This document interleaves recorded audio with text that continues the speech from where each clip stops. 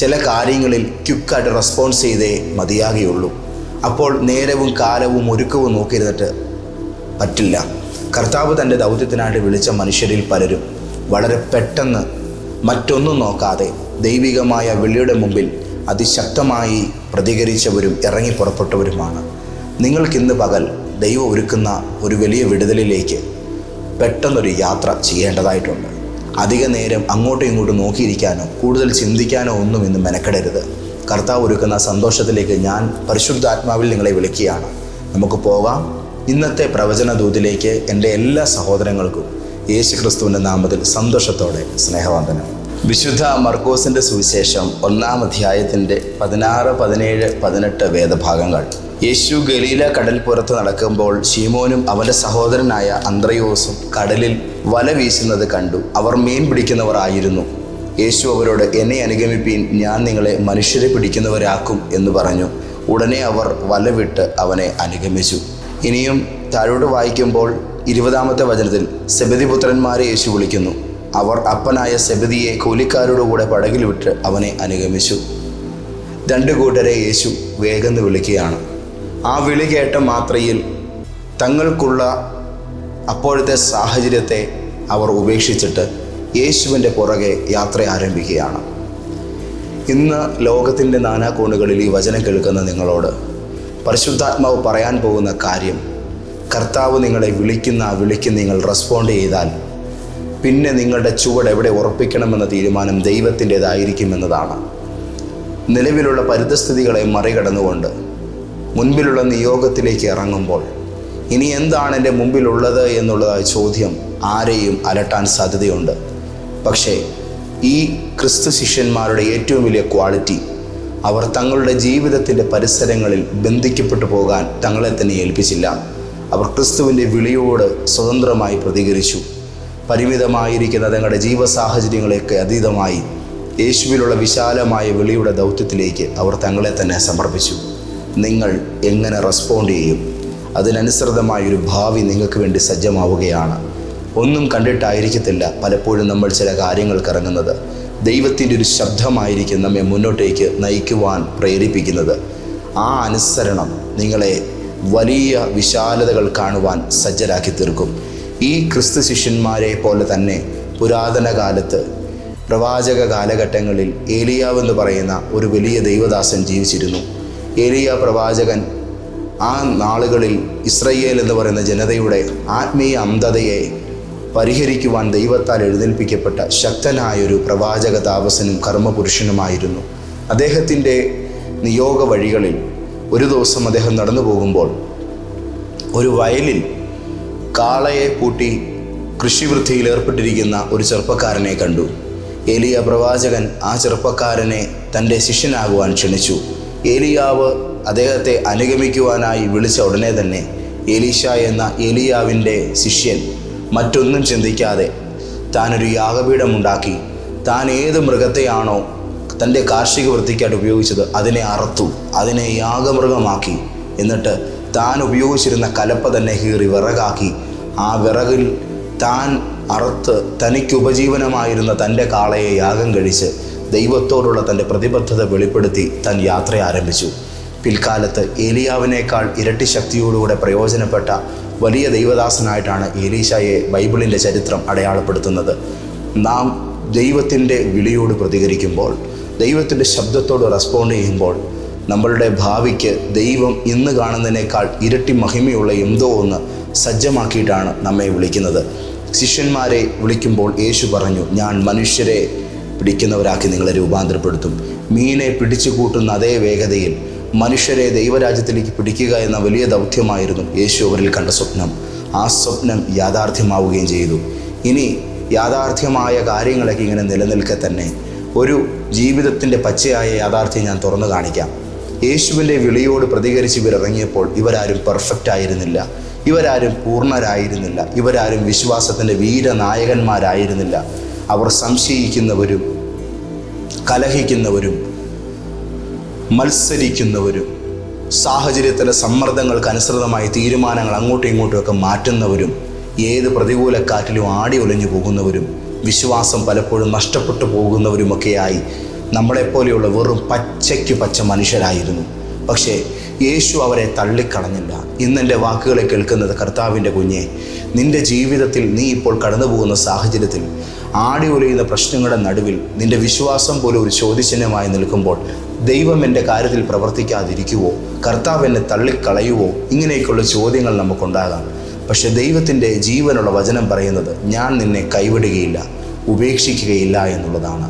പ്രതിസന്ധികളുടെ നടുവിൽ യേശു രാത്രിയുടെ 4-ാം യാമത്തിൽ അവരുടെ മുങ്ങിത്താഴുന്ന പടകിനരികിലേക്ക് നടന്നു ചെല്ലുന്നുണ്ട്.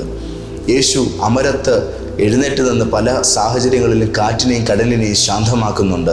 അവർക്ക് പരിഹരിക്കാൻ കഴിയാതെ വന്ന പല പ്രശ്നങ്ങളെയും യേശു അവർക്ക് വേണ്ടി നിഷ്പ്രയാസം പരിഹരിച്ചു കൊടുക്കുന്നുണ്ട്. നാം ദൈവത്തിൻ്റെ വിളിയോട് റെസ്പോണ്ട് ചെയ്യുമ്പോൾ, നമ്മളെക്കൊണ്ട് കൂട്ടിയാൽ കൂടാത്ത കാര്യങ്ങളെ നാം നേരിടുമ്പോൾ ദൈവം അത് നമുക്കായിട്ട് ചെയ്തു തരും. നിങ്ങൾ യേശുവിനെ അനുഗമിക്കുന്നു എന്ന ഒറ്റ കാര്യത്താൽ നിങ്ങളുടെ ജീവിതത്തിന് ഭദ്രതയുണ്ട് എന്ന് ഞാൻ തറപ്പിച്ചു പറയുന്നു. നിങ്ങൾ കർത്താവിനെ അനുസരിക്കുന്നു എന്ന ഏക കാരണത്താൽ നിങ്ങളുടെ ജീവിതത്തിന് ഒരു ശുഭഭാവി ഉണ്ട് എന്ന് ഞാൻ പ്രവചിച്ചു പറയുന്നു. ഇന്ന് പകൽ നിങ്ങളെക്കൊണ്ട് പരിഹരിപ്പാൻ വയ്യാത്ത പ്രശ്നത്തെയാണോ നിങ്ങൾ നേരിടുന്നത്?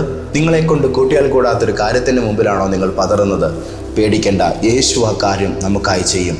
പറഞ്ഞു വരുന്നതിൻ്റെ സാരാംശം, ക്രിസ്തു ശിഷ്യന്മാർ അവരുടെ യാത്ര ആരംഭിച്ചുവെങ്കിലും അവർ ആ ഒരൊറ്റ നിമിഷം തന്നെ അപ്പോസ്തലന്മാരായി മാറിയിരുന്നില്ല. അല്ലെങ്കിൽ നാം പിൽക്കാലത്ത് അവരറിയപ്പെടുന്ന നിലയിൽ ഇന്ന് പത്രോസ് ശ്ലീഹ എന്ന് പറയുമ്പോൾ, യോഹന്നാൻ ശ്ലീഹ എന്ന് പറയുമ്പോൾ നമ്മുടെ മൈൻഡിലേക്ക് വരുന്ന ഒരു വലിയ അതികായകരായ ദൈവദാസന്മാരുടെ ചിത്രമുണ്ട്. എന്നാൽ ആ ചിത്രത്തിലേക്ക് അവർ രൂപാന്തരപ്പെടുന്നത് വലിയൊരു പ്രോസസ്സായിരുന്നു. എന്നാൽ അവരുടെ ബിഗിനിങ് സ്റ്റേജ് നമ്മളെപ്പോലൊക്കെ തന്നെയായിരുന്നു. ഞാൻ പറയുന്നതിൻ്റെ സാരാംശം, നമ്മൾ ദൈവത്തോട് പ്രതികരിക്കുക, ദൈവത്തിൻ്റെ വിളിയോട് റെസ്പോണ്ട് ചെയ്യുക. ഇന്ന് യേശു നമ്മോട് പറയുന്ന കാര്യം, നമ്മൾ നമ്മുടെ ഉള്ള അവസ്ഥയിൽ അനുസരിക്കുക. രൂപാന്തരം അത് വഴിയേ വരുന്നതാണ്. രൂപാന്തരപ്പെട്ടിട്ട് പലതും തുടങ്ങാമെന്ന് ചിന്തിക്കുന്നവരാണ് നമ്മളൊക്കെ. വേണ്ട, അങ്ങനെ ചിന്തിക്കരുത് എന്നാണ് എനിക്ക് നിങ്ങളോട് പറയാനുള്ളത്. രൂപാന്തരം വഴിയേ വന്നോളും. കർത്താവ് കാര്യങ്ങൾ ചെയ്തുകൊള്ളും. ഉപേക്ഷിക്കാൻ വയ്യാത്ത ചില പാപ സ്വഭാവങ്ങൾ നിങ്ങളിലുണ്ട്, അതവിടെ തന്നെ ഇരിക്കട്ടെ. ആ പാപം നിങ്ങളുടെ ജീവിതത്തിൽ നിന്നും പിടിയയച്ച് എന്നേക്കുമായിട്ട് നിങ്ങളെ ഉപേക്ഷിച്ചു പോകുന്നൊരു ഘട്ടത്തിലേക്ക് ഈ ദൈവകൃപയുടെ യാത്ര നിങ്ങളെ എത്തിക്കും. നിങ്ങൾക്ക് ജയിക്കാൻ കഴിയാത്ത നിരവധിയായിരിക്കുന്ന പ്രശ്നങ്ങളെ നോക്കിക്കൊണ്ട് ഞാൻ പറയുന്നു, നിങ്ങൾ നിഷ്പ്രയാസം ആ പർവ്വതങ്ങളെ കീഴടക്കുന്ന ഒരു ദിവസം നിങ്ങളുടെ മുമ്പിലുണ്ട്. ഇപ്പോഴും പോരാട്ടങ്ങളുടെ ഈ കർമ്മഭൂമിയിൽ മുറിവുകളോടും ക്ഷതങ്ങളോടും പോരായ്മകളോടും കൂടെ തന്നെ നീ മുന്നോട്ടേക്ക് തന്നെ പോവുക. നിനക്കുള്ള വൈകല്യങ്ങളോടുകൂടെ തന്നെ പോവുക. മോശ ദൈവത്തോട് പറഞ്ഞു, എനിക്ക് വൈകല്യമുണ്ടെന്ന്. പക്ഷെ ആ വൈകല്യത്തിൻ്റെ പേരിൽ അയാളെ തള്ളിക്കളയാതെ ദൈവം പറഞ്ഞു, ഞാൻ അതിൻ്റെ കൂടെ ഇരുന്നു കൊള്ളാമെന്ന്. നമ്മുടെ ദൈവം വലിയ ക്വാളിറ്റി ഉള്ള ഒരാളാണ്. നമ്മളെ സൃഷ്ടിച്ചത് അവിടുന്നാണ്. നമ്മുടെ സ്വഭാവം അവിടത്തേക്ക് അറിയാം. നമ്മുടെ പേരെന്താണെന്ന് അവിടത്തേക്ക് അറിയാം. നമ്മുടെ അപ്പൻ ആരാ, നമ്മുടെ അമ്മ ആരാന്ന് നമുക്കറിയാം. നമ്മുടെ അമ്മയുടെ ഉദരത്തിൽ നമ്മളായിരുന്നപ്പോൾ ആ ഭ്രൂണാവസ്ഥയിൽ നമ്മളെ പേര് ചൊല്ലി വിളിച്ചൊരു കർത്താവാണ് നമ്മുടെ യേശു. യേശുവിന് നമ്മെ നന്നായിട്ട് അറിയാം. ജീവിതത്തിൻ്റെ ഏത് കർമ്മമണ്ഡലത്തിലാണ് ഇന്ന് നിങ്ങളെന്നെ കേൾക്കുന്നതെങ്കിലും നിങ്ങളിപ്പോൾ ആയിരിക്കുന്ന അനുഭവം യേശുവിന് വ്യക്തമായിട്ട് അറിയാം.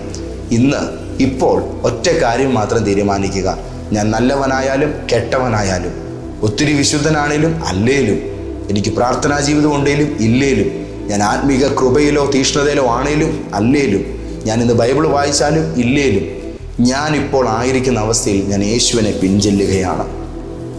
എൻ്റെ മുമ്പിൽ എന്നെ വന്ന് വിളിക്കുന്ന എൻ്റെ കർത്താവിൻ്റെ സ്നേഹത്തിൻ്റെ ക്ഷണത്തെ ഞാൻ നിരാകരിക്കുകയില്ല. ഞാൻ അതിന് മുമ്പിൽ നിസ്സംഗതയോടുകൂടെ മാറി നിൽക്കത്തില്ല. ഉള്ള അവസ്ഥയിൽ ഞാൻ ആ യാത്രയ്ക്ക് തയ്യാറാകുകയാണ്. ഈ പോകുന്ന വഴിയിൽ എല്ലാം എൻ്റെ കർത്താവ് എന്നിൽ കൂട്ടിച്ചേർത്തോളും. എന്നിൽ അധികപ്പറ്റായതുള്ളതെല്ലാം എൻ്റെ കർത്താവ് പേറ്റിപ്പറക്കി പുറത്തു കളഞ്ഞോളും. യേശുവിനറിയാം നമ്മെ നന്നായിട്ട്.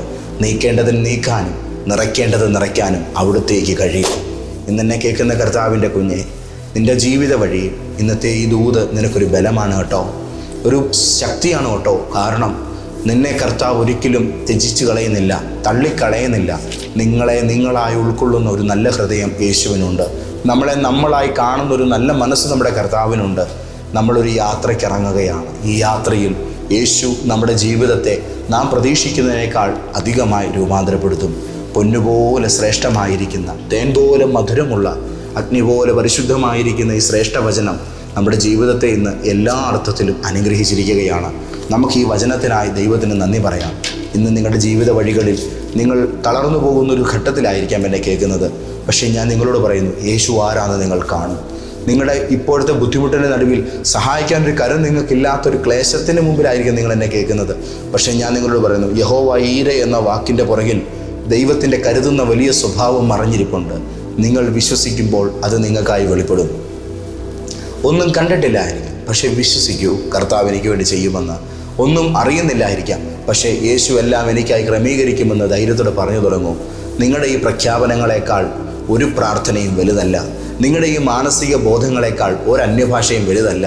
നിങ്ങൾക്ക് നിങ്ങളുടെ പച്ചയായ മനുഷ്യഹൃദയത്തിൽ ദൈവത്തെക്കുറിച്ച് പറയാൻ കഴിയുന്ന ഏറ്റവും നല്ല ബോധ്യങ്ങൾ, ഏറ്റവും നല്ല മനുഷ്യത്വത്തിൽ നിന്ന് രൂപപ്പെടുന്ന നല്ല വിശ്വാസ ബോധ്യങ്ങൾ, അത് നിങ്ങൾ ആരുടെ മുമ്പിലും അടിയറ വെക്കരുത്. ഒരു സാഹചര്യത്തിന് മുമ്പിലും അത് നിങ്ങൾ തുരുമ്പെടുക്കാൻ അനുവദിക്കരുത്. എന്നും തൂത്തു തുടച്ച് വൃത്തിയായിട്ട് തന്നെ അതിനെ കരുതിക്കൊള്ളണം. എനിക്കൊരു അപ്പാപ്പനെ അറിയാം. ഞങ്ങൾ അപ്പാപ്പനെന്നാണ് വിളിക്കുന്നത്, അതുകൊണ്ടാണ് പറഞ്ഞത്. അദ്ദേഹത്തിൻ്റെ കയ്യിൽ പുരാതനമായൊരു തോക്കുണ്ട്. അത് അവിടെ ചെല്ലുമ്പോഴൊക്കെയും അദ്ദേഹം അത് എടുത്ത് ഉപയോഗിക്കുന്നില്ലെങ്കിലും കയ്യിലെടുത്ത് ഇങ്ങനെ അത് എപ്പോഴും മിനുക്കി വെക്കുന്ന കാണാം.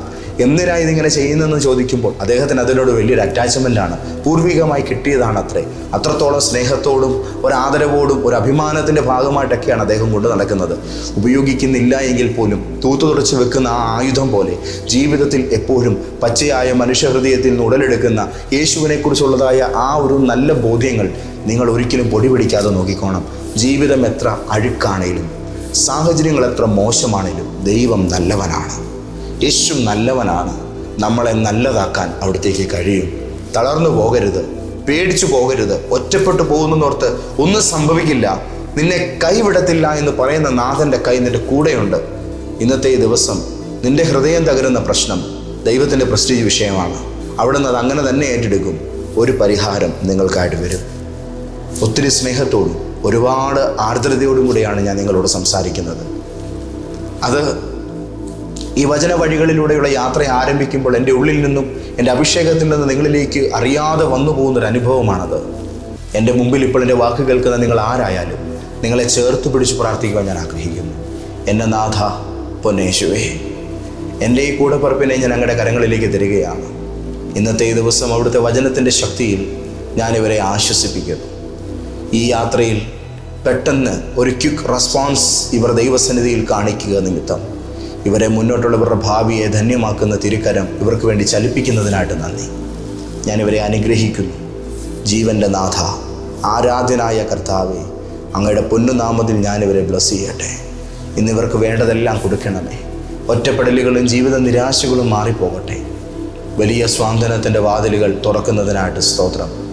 ഒട്ടും പ്രതീക്ഷിക്കാൻ വയ്യാതിരിക്കുന്ന ഈ സാഹചര്യത്തിൽ നിങ്ങൾ ഞെട്ടിച്ചുകൊണ്ടൊരു ദൈവപ്രവൃത്തിയുടെ അനുഗ്രഹം നിങ്ങൾക്കാട്ടിന്ന് വരും.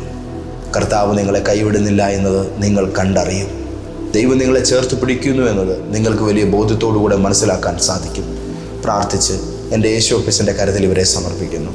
ഇന്നും മുഴുവൻ ഇവരെ കൈവെള്ളയിൽ കൊണ്ടു നടക്കണമേ, യേശുവിൻ നാമത്തിൽ തന്നെ ആമേൻ. കർത്താവിൽ സ്നേഹം നിറഞ്ഞവരെ, ഈ മാസം 27, 28, മാർച്ച് മാസം 1 എന്നീ തീയതികളിൽ നമ്മളുടെ കോട്ടയത്തെ ലൈഫ് ചേഞ്ചർ പ്രോഫറ്റിക് സഭയിൽ വെച്ച് അനുഗ്രഹീതമായിരിക്കുന്ന ഫാസ്റ്റ് ലൈഫ് ചേഞ്ചിങ് സീസൺ 6 എന്ന ഡെലിവറൻസ് മീറ്റിംഗ് നടക്കുകയാണ്. ഈ ശുശ്രൂഷയിൽ ഈ വരുന്ന ശനിയാഴ്ച പകൽ ഈ തലമുറയിൽ വളരെ ശക്തമായി കർത്താവിനാൽ ഉപയോഗിക്കപ്പെടുന്ന അനുഗ്രഹീതനായ കർത്തൃദാസൻ, ക്രിസ്തുവിൽ ബഹുമാനനായിരിക്കുന്ന പാസ്റ്റർ ബെന്നി ജോസഫ് മല്ലപ്പള്ളി നമ്മൾക്ക് വേണ്ടി പ്രാർത്ഥിക്കുവാനും ദൈവിക ദൂതുകൾ അറിയിക്കുവാനും നമ്മുടെ സഭയിലേക്ക് വരുന്നു. നിങ്ങളെ എല്ലാവരെയും ഞാൻ വളരെ ആത്മാർത്ഥതയോടുകൂടെ ഈ പ്രസ്തുത ശുശ്രൂഷയിലേക്ക് സ്വാഗതം ചെയ്യട്ടെ. കൂടാതെ മാർച്ച് മാസം 4-ാം തീയതി മുതൽ കർത്താവ് അനുവദിച്ചാൽ ദോഹയിൽ അഗപ്പെ ചർച്ചിൻ്റെ ഫാസ്റ്റിംഗ് പ്രയറിൽ ദൈവത്തിൻ്റെ വചനം ശുശ്രൂഷിക്കുവാൻ ആ ദൈവസഭയുടെ ക്ഷണം സ്വീകരിച്ച് ഞാൻ അവിടേക്ക് എത്തുന്നു. ഖത്തറിലുള്ള നമ്മുടെ പ്രവചനദൂത് കാണുന്ന സ്നേഹനിധികളായ എല്ലാ സഹോദരങ്ങളെയും നമുക്ക് നേരിൽ കാണാനും സംസാരിക്കാനും പ്രാർത്ഥിക്കാനുമായി ഈ ശുശ്രൂഷയിലേക്ക് സ്വാഗതം ചെയ്യുന്നു. അതിൻ്റെ ഡീറ്റെയിൽസ് ഇതാ ഈ സ്ക്രീനിൽ തരികയാണ്. ദൈവം നിങ്ങളെ ധാരാളമായി അനുഗ്രഹിക്കുമാറാകട്ടെ. ആമേൻ. പിതാവായ ദൈവത്തിൻ്റെ സ്നേഹം, യേശു ക്രിസ്തുവിൻ്റെ കൃപയും പരിശുദ്ധാത്മാവിൻ്റെ കൂട്ടായ്മയും നിങ്ങളോടുകൂടെ ഉണ്ടായിരിക്കുമാറാകട്ടെ.